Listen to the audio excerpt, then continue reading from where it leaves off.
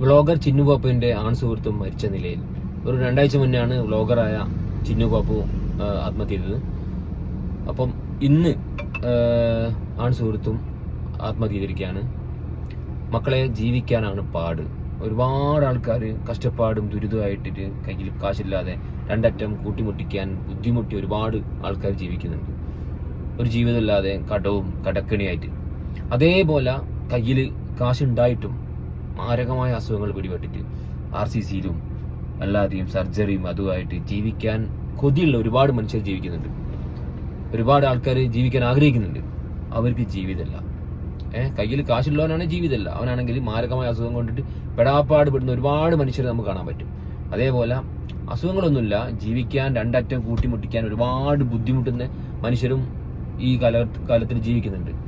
അതിന്റെ ഇടയിലൊന്നും പെടാത്ത കുറെ ആൾക്കാരുണ്ട്. സോഷ്യൽ മീഡിയയിൽ റീൽസ് എല്ലാം ഇട്ടിട്ട് റീൽസാണ് ജീവിതം എന്ന് പറഞ്ഞ് നടക്കുന്ന കുറെ ആൾക്കാരുണ്ട്. ആണായാലും പെണ്ണായാലും ഒരുപാട് മരണങ്ങൾ ഇപ്പം നമ്മൾ കണ്ടുകൊണ്ടിരിക്കുന്നുണ്ട്.